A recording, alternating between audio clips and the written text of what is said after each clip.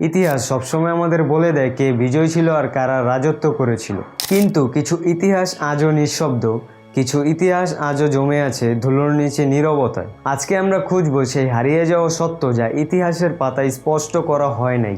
এটাই lost truths, ইতিহাসের অজানা অধ্যায়ের প্রথম পর্ব। আজকে আপনারা জানবেন এক সময়ের গড়ে ওঠা প্রাচীনতম এক উন্নত সভ্যতা, সিন্ধু উপত্যকা সভ্যতা।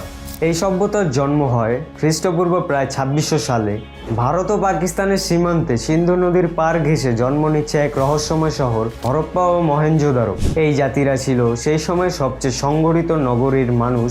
উদাহরণস্বরূপ বলা যেতে পারে তাদের কাছে ছিল পাকা ইটের ঘর, পানি নিষ্কাশনের সুব্যবস্থা এবং আরও এমন কিছু যা তখনকার সময় মিশরেও ছিল না। তাদের শহরে পানি সংরক্ষণেরও সুব্যবস্থা ছিল এবং কিছু গবেষক বলেন এটাই ছিল পৃথিবীর প্রথম স্মার্ট সিটি। কিন্তু এই মানুষগুলো কারা ছিল, তাদের রাজা কে ছিল, তাদের ভাষা কেমন ছিল, আজও তা জানা যায়নি, কারণ তাদের লেখা আজও ডিকোড হয়নি। প্রযুক্তি ও জীবনধারার কথা বললে এই সভ্যতার সবচেয়ে অবাক করার দিক ছিল তাদের প্রযুক্তি এবং মানসিকতা। তারা অস্ত্র বানায়নি, বরং বানিয়েছিল পরিমাপের যন্ত্র। তাদের সিলমোহরগুলোতে দেখা যায় এক অদ্ভুত লিপি এবং কিছু অজানা প্রাণীর ছবি, এবং সবচেয়ে অবাক করার বিষয় ছিল তারা ছিল অহিংস।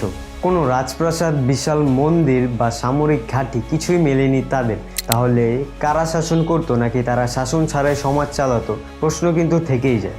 এবার আস্তে আস্তে আসে ধ্বংসের ছায়ার দিকে। সবকিছু এত সুন্দরভাবে চলছিল, কিন্তু হঠাৎ একদিন সবকিছু নিঃশেষ হয়ে যায়। কিন্তু কেন?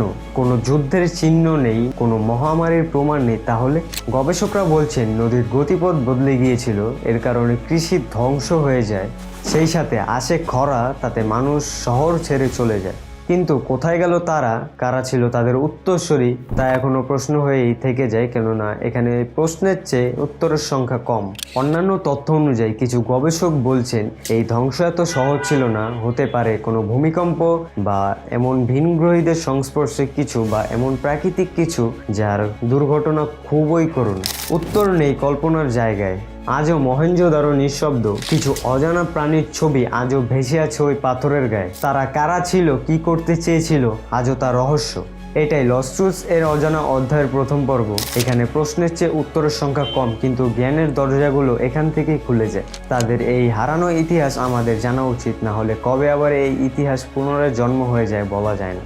আপনি যদি মনে করেন এই পৃথিবীর সব ইতিহাস জানা হয়ে গেছে, তাহলে আপনি এখনো পুরোপুরিভাবে লস্ট ট্রুথস এর ইতিহাস জানেন না।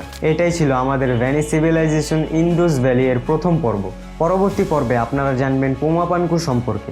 তাই পর্বটি ভালো লাগলে সাবস্ক্রাইব করতে পারেন। আর হ্যাঁ, অবশ্যই ফিরে আসবেন, কারণ ইতিহাসের কিছু অজানা সত্য এখনো চাপা পড়ে আছে ধুলোর নিচে।